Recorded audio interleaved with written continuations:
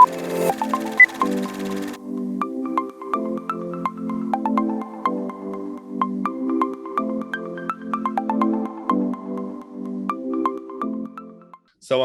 we're for Josh at the Movies. I'm Josh. I'm Allison. And we're really excited to dig into your new movie, Hypochondriac. Before signing on, did any of you carry a metaphorical wolf into your adulthood? Damn, we're just getting right into it, huh? Dive right in. I'm just reminded of the scene in The Mask when he goes, "Mr. Ipkiss, we all wear masks." No, it's a joke, because we all have a wolf, right? We all have things that we carry. I don't know if there's one specifically that would. I mean, I end up talking about my brother who deals with mental illness, but I wouldn't necessarily call that my wolf. You know what I mean? Like I don't carry that with me from childhood. That's not like the thing that that in the movie is represented by the same imagery. You know what I'm saying? Yeah, I mean, when I read the script, I remember thinking, I just think it's so cool that like the thing haunting him the whole time is that little piece of himself all those years ago, and that's just the beauty. Which I thought of something cool like that. Like it's a very cool way to tell that. And yeah, I think everyone can relate to having their little wolf to varying degrees, I think, or lots of wolves. I feel like I have like a closet of little wolves. So that's the sequel. Next time it won't be one giant wolf. It'll just be a bunch of closet of little wolves. Also the mommy issues in the film, for sure. Like, I mean, I don't know anyone who doesn't have mom or dad issues, like after being in therapy for years. And I'm a huge advocate for therapy for even our strong ones, like we need somebody to talk to and kind of like let out all of the stuff that we struggle with as kids. But like we hang on to a lot of our wounds from childhood, and we don't know that unless we can like really speak it out and have someone to kind of guide us through what those traumas are, smaller or large. I think pain is relative for sure. But I think I identified with that the most, just having those things that what we didn't have as children, we seek out as adults. And I know for my character specifically, the panic and anxiety that comes with not having the most outwardly affectionate or expressive, loving parents. And that's what I made my truth. And then being in a very toxic work environment and tolerating a boss who just doesn't give a fuck, and dealing with it because I need that. There's that deep-seated need to please and be needed regardless of how you're being treated. I mean, I'm sure someone can relate with that or everyone, really. Yeah. No, totally. So as the movie starts, we are promised that it is based on a real breakdown. Addison, can you tell us a bit about the reality of your story and the journey to putting it to film? And did your mother really try to take your life as a child? I really hope not, because no. And that's the thing. I mean, it's one of those things where it's like, this is a horror movie, and so there is certain horror complex. And my mother was never physically violent, which is good for me. But the unfortunate circumstances, that's not necessarily the case for everybody. I have close friends who suffer from mental illness, and it's it's not all like, I don't want to gender this, but it just depends. Because bipolar is an all-consuming disease in which can affect everybody differently, but it does. The way my mom dealt with it is in terms of like a lot of threats, a lot of constant emails and voicemails, which you see in the movie. Those voicemails are real. Those are pretty transcriptive from the ones that I kept them. I don't know why I kept them on my phone, but when Marlene, the woman playing my mother, she was like, "Do you have anything from your mother?" I'm like, "Actually, I've saved all these voicemails that I transcribed into the movie that have since been changed to fit like a narrative." Sure. But we're pretty word for word in certain moments. But to get back to your main question about it all, yes, this is an autobiographical movie based off my mental breakdown, and it all stems from basically the winter of 2018, early 2019. Actually, it's funny. 3 years ago, right now, I'll get to it. I'll get to this later part of the story. But it's just really, I'm just like anniversaries of things that happened. But basically, so my mom's bipolar, mainly on the manic side, and the delusion side, less on the depression side. And she's been that way for most of my life, since I was 12. And when I went home for Christmas that year, she was in a pretty bad episode. It had gotten more and more lengthwise ever since my parents got a divorce when I was like 19. So she goes unchecked for like a year. And so she was in a pretty bad one, and I was staying with her the whole time, and she's being emotionally abusive and all this kind of stuff. And so I left, and I got back to LA with this sense of dizziness and head fog and tingles and nausea. And I have anxiety, I've had panic attacks, but I've never experienced something like that. So I decided to visit Dr. Google, the smartest thing I've ever done. You know what I'm saying? We all love doing that. And Dr. Google was like, "Hey, buddy, you're dying of ALS." And I was like, cool. I believe this. And then I went to, doctors. They would tell me we're fine. And I was like, well, I don't believe you because Google is my main boy. So I go to work at this, it's not a pottery studio, it's a production company because I'm in LA and I work film. So pottery was more interesting, I feel. But basically they were treating me as like a grip or a gaffer, where they were like having me lift these incredibly heavy, what are called sky panels, up and down steps with a freight elevator. And I was alone in prep and rep and not realize I was being taken advantage of. But I was also in such a thought process where it's like, if I'm not able to lift these stuff, then this is true, I'm dying.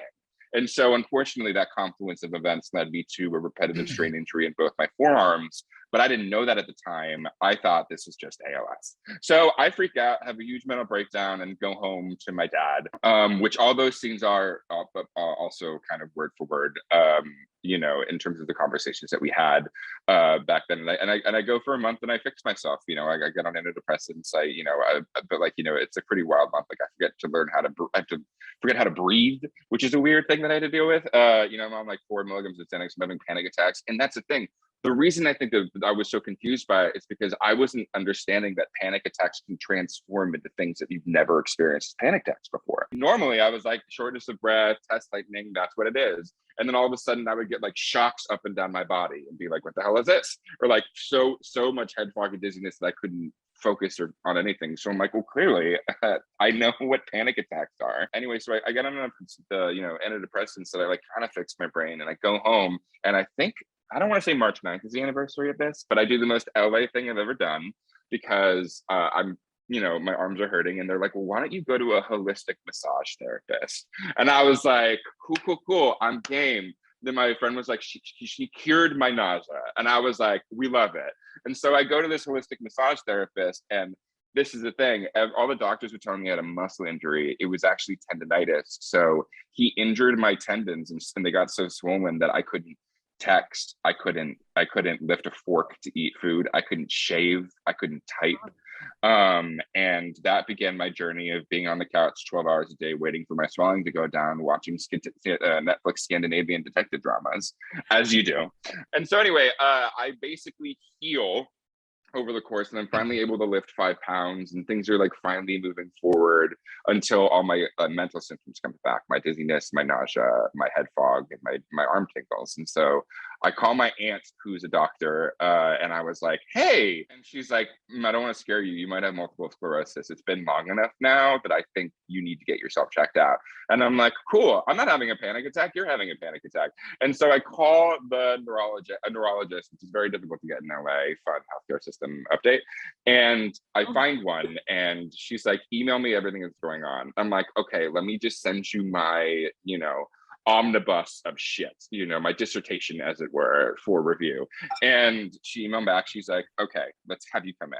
And so I go to the neurologist, and I get all the tests. I get an MRI of my brain, I get a muscle test, all the things, and everything came back clear, and all my symptoms went away. Wow. So that is the impetus of the movie, or basically the main story. I originally wrote the script as therapy, and I basically had remember my physical therapist was like, okay, you should write because you're a writer. And I was like, bend my arms. And he's like, just do it. And I was like, okay. So I had like 2 giant pillows on my desk, like hands on both my pillows, 2 ice packs on my arms as I wrote the very bad first 15 minutes of this script. And I think, as I was just writing exactly what happened at first. And then like, I would get notes like, this isn't interesting. And I'm like, but it happened. And I'm like, oh, right, no one cares. So, but also I was eventually, what I was doing, even when I was writing the initial draft of the script, is I was avoiding the very real, obvious impetus for all of this, which is the trauma that I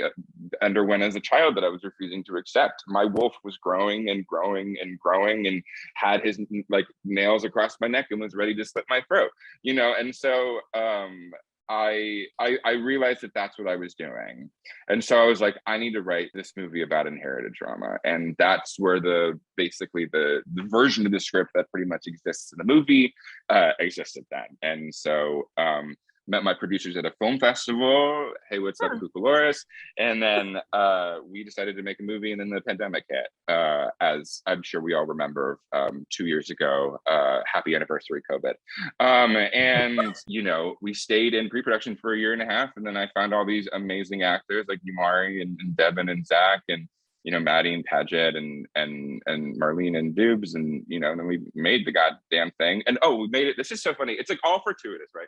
And then in June 2021, I don't know if you remember this. Remember when COVID was over in June 2021? Yes, We're all like, yes. I'm like directing a movie about my mental trauma, and I'm just like, my main thought was like, please don't let us get a positive test. I can't shut this down, and we did it. No, I love hearing about the actual personal side. So now it's a little the filmmaking side. Obviously modern queer horror is like a relatively new thing. I mean, it's been around for a while, but I think like all coded, not necessarily overt, right? Exactly. Now we're going into more overt. Like I don't know if you've seen, but Knife and Heart and Spiral. Yep. Both love Knife and Heart, love Spiral. Have you seen Thelma? I haven't seen that one. No. It's Joachim Trier's movie he made before Worst Person in the World. It's on Hulu. Like 10 out of 10 would recommend. Oh, I have Hulu. I would definitely watch that. Yeah. But, can you tell us some of your main inspirations for this film and why it was important for you to tell such an explicit LGBT story? Yeah, I mean, it's funny because I'm like, well, the first movie that influenced me is not LGBT, but we could all just like call out the wolf or bunny, as it were, in the room. Like obviously Donnie Darko is very much like a big influence on my docket, mainly because like I was, you know, you watch that movie and you see Patrick Swayze doing the hammiest performance alive, like in, you know, sparkle motion, and, you know, that teacher, you know, like over the top, all this stuff. And then you have Donnie in his room with his mother, who's like, how does it feel to have a wacko for a son? And she goes, it feels fantastic. And those are in the same movie. And so like, and I knew when I was making this movie, I was like, this needs to be that. The tones need to exist where like Blossom, like Madeline Zima's character can like be this awful human, and we can also have a scene with like, you know, like with Umari and Zach having a panic attack, just like very real in a scene. Like have those, so if I can conflate those two and, you know, kind of create a world in which, you know, you feel like you're losing your mind, then like I'll have done my job. But you know, I set out to make a queer horror because I am queer, and it just happened to me. But obviously, I'm, you know, because of that, that's like kind of stories that I want to tell, especially post breakdown. Like I think genre has a very cool and creative way of bringing out the message of things, as it were, without being like, this is a movie about this, or this is a movie about this. Like it's, and so like I love that because there's so many creative ways you can deal with it, and especially stuff like with like Knife Plus Heart or Spiral or Thelma, you know, or even like, you know, Stranger by the Lake, which is maybe the gayest, horniest movie I've ever seen, you know, like exists in these places. And I'm just like, these are the stuff that like we get to, it's like, I didn't set out being like, I'm making a gay movie, and which is great. And it is gay because I'm gay, and I don't think we can have an ass eating scene unless we're gay. Sorry, Devin and Zach. But basically like you know, that to me is more important, especially in the genre space, is to let us exist in these worlds and tell the stories in these worlds that exist and that we've seen before, but through a queer lens. And that ultimately, you know, makes it a little more original. And also like, I know that there are gay horror nerds all around the fucking world. Like I am one. Was that the answer to your question? I just like to ramble. Yeah, that was beautiful. Wonderful. So a different doctor every time Will goes to seek professional help was an interesting choice, especially as they increase in age and seriousness and approach to Will's case. Was this sort of a commentary on the healthcare system in the United States? No, not at all. All those doctors are based off actual doctors that I saw, every one of them. I mean, listen, I don't blame the doctors. And also, this was my problem going to different doctors because I was like looking for a different answer. But yeah, I mean, that was the thing. And also, it was like, it's also not only like about the health, like, necessarily about the healthcare system, but it's also like Will's journey for affirmation, right? I think Zach can attest to that. Like in every scene, he doesn't tell them the full story. Like, in the first, like with Michael Cassidy, Will's basically just like, oh, I don't know, I'm not eating, and I don't know, maybe saying these things. And then the second one is a little more just like, I'm worried I have ALS. And then the third one, like with Paget, he's like, I'm seeing a wolf. And then the fourth one, he's like, okay, we got an MRI. Shit, I don't know what to do here. And then the final one, we've gone through all these things. He finally gets a doctor, one, who's a little more empathetic, and two, just like can sit down and be real with them. And also he's in a place to hear it. And and that's what I'll say too about this movie is it's like, yes, everything's based on reality, but the thing when you're going through a mental breakdown, what I try to do with this movie is it's all through Will's perspective, right? So that doesn't mean we're in reality, we're in his head. It's why we never leave him in any part of this movie. And so it's like, like I did have a very bro doctor, nurse practitioner who did exactly like that. That was way too hot for his own good. I was like on a Grey's Anatomy set, and but like it's not like he said the wrong things. It's just like that's just like what it was, and all I could be like, "You're too hot for this. You're too hot for this. You're too hot for this." And I walk out of the doctor's office, and I'm like, "Did he say things, or you know what I mean?" That's my favorite scene in the movie, by the way. Me too. It's so good. It's so funny. It is very relatable though. I feel like every time I go to a doctor and they're super attractive, they're like super broy or like trying to be your best friend or like your sibling or whatever. Right. It's like really ridiculous. Yeah. Like give me an old crotchety person in their 80s who's been with this way too long. No, it's true though. I mean, I think it's interesting what you were saying, Addison, is the what just struck me is how you said the genre like allows you to kind of see the message of what's underneath. And that I've heard you say versions of that before, but it's true. It's like I think that it's a filter that allows, because I've talked about this in a different way, that I think the film really does an interesting job of portraying something that's it's accurate and based in reality. It's like we're allowed to see the horrors of mental illness, but it's held at a certain distance that we can also process it, and that's like the artistic vision. But I think how you said it actually is maybe a much more efficient and concise way of putting it all together. It's the genre that's doing it, right? The genre is the lens, and so it's like you just get to kind of look and analyze this theme, but it's through this visual lens, and that lens is heightened even more so, not only because we're the viewer watching the movie, but it's through Will's perspective.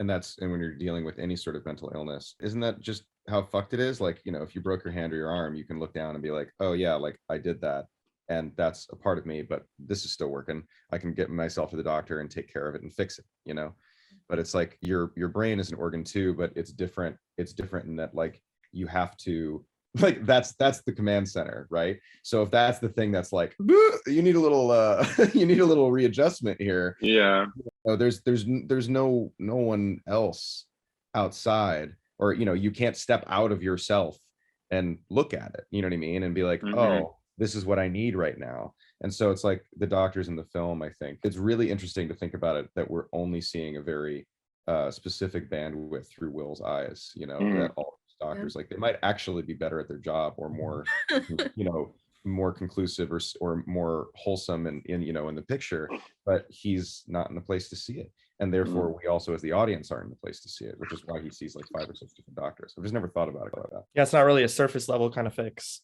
so that's also part of the problem. So this question's for Zach and Devin. One of my favorite parts of the film is the duo silent waltz together. What was it like filming at that beautiful cabin, and how many days did you shoot? I mean, I think we were there for 2 days, right? At that cabin. 2 days. And that waltz scene was added like last minute, right? Am I remembering? Yeah. No, you're right, because this is a fun thing you'll learn with movie making. You can't just write songs that exist into movies and have people sing them without being extorted for hundreds of thousands of dollars. This is the thing, and the beautiful thing about indie movie making is my producers were like, we can't get the rights to this song. Initially, it was like Devin singing Fly Me to the Moon, which I think has been used in every movie, so it's probably best wasn't it? And you sent me that scene kind of right before we shot it, and I loved it. It was like, it became my favorite scene that I'd read of my stuff in the film. And oh yeah, we shot that in one take too, right? It was like one tracking shot that Yeah. I love shooting that with you, Devin, because it was so organic, and it felt like a play for a minute, and we had so much. I'm getting emotional thinking about it right now. Oh my god, it's just it's just a very intimate experience to be able to play with someone in real time. Wow, I'm really getting verklempt right now. I think you need to talk more about it, but I've made my point. I mean, I you remember I cried on our last day of filming, and I was like, I never cry when I rap. I've never cried when I rap anything ever, and I was crying because it was a lovely experience. And I think, like you say, it did feel like a play, because I feel like most of the scenes I had with you were one shot. Mhm. Like the car was one shot, the stuff at the arcade was one shot. You have nothing to hold on to. You're literally just both thrown into the deep end of a pool as actors, and you only have each other, and you have to just kind of be in because there's no cut point. You just have to kind of let it, whatever's going to happen. And you were obviously an amazing scene partner. So I feel like that is why I think that's why when we finished the film, I was so sad, because I was like, oh man, that's so rare that you get that with another actor, that you're both just willing to like let go of the safety rail and just see what happens. And like as a testament to the two of you, like a lot of those scenes were not planned to be one shots, kind of the combination of like indie movie making, and also like we would roll and Devin and Zach would act, and both me and Dustin, my very talented DP, we would look to each other and be like, oh, this only needs to be one shot. We don't want to leave, because you can't leave it when the connection's so strong there, right? You're just like the dolly shot wasn't planned either. It was like we were potentially going to have other things, and then Dustin turns to me, he's like, I think we should do this with the dolly, and we're like, let's do it. And obviously time is also a thing, like especially the arcade one, we're like, hey, Zach, Devin, we don't have time, we're putting the camera on Dustin's shoulder, he's going to create gold, so act. But like it was very fortunate, because I feel like one thing I discovered in the edit room, obviously I loved your guys' relationship, but because you two brought so much to it, when it came to like putting on the like different layers of like frosting, like not bad frosting, good frosting, when that happened, it was like, oh, this whole movie, this whole connection, the thing that you're rooting for is the two of them. So by the end, with the when the wolf and he's about to potentially end it, like that's what brings him back, because that's the relationship that I think at its core ended up meaning so much to me, and I think comes across in your guys' performance. It's a very big testament to that. Thanks, man. The kitchen was like that too. It's just I didn't realize how much of it was one shot, but it's true. It's like we just had to jump, and we had each other, and that was it. But I mean, you've alluded to this, Addison. When you say indie filmmaking, it's also it's budgetary and time, right? It's like sometimes you're like, oh, we just got to get this because it A, saves time, and B, that's it. Like we have to get it like this because it's the end of the day or whatever. But but I think that there's an art to that, like a lot of people I'm a musician, so it's like when you release music, everybody's like, oh god, I hate talking about it, like I don't want to publicize it, why can't I just release it and have that be good? And it's like, well, but there's an art to that. There's an art to talking about it and pumping it, and if you can get just as jazzed about the artistic process and that as you can actually making the music, it's similar to being filmmaking. It's like, well, my hands are tied behind my back a little bit because the sun's going down, and this is the setup, and this is where it has to happen. And then you go, okay, but with structure becomes freedom. With structure you have freedom, and it's like, exactly, now I have very limited options, so I know exactly what I can do. And it's like, I think I found myself in that situation a bunch. As you were talking, Devin, I mean, it's so funny too, like our relationship in the movie, the two kinds of actors that we are, and the roles that we were given. It's so fun because you were such an incredible scene partner, and I think that's why I'm kind of verklempt with remembering what those days were like, and how emotionally charged and intimate they were and vulnerable they were. And I want to say that I want to flip that over to and spread some praise around too, because you, Marie, like you set the precedent, because I think one of the first like really big, like, okay, why don't you just show up, step up to the plate and bawl your eyes out and like figure out this scene. I think one of the first things we did was the opening scene of the movie right after the pottery montage is you and me in the was that the first day, Umari? Was that the first? Yeah, I know. We didn't shoot any horror that first day, but we did shoot like a bunch of emotional stuff. To your credit, you just set the precedent, you know what I mean? Like, and it allowed me, I think, to get to some of the places that Will's character needed to go later with Devin's character. I'm just very grateful for both of you, you know what I mean? Like, and I don't know if the moment that we had in that scene, you and me, you, Marie, is like, I think you, because of where you were willing to go, I felt more free, and there, you know, you just really set a precedent, I think is what I'm trying to say, for like where I wanted to go performative wise. So just kudos to you. That was a really crazy day.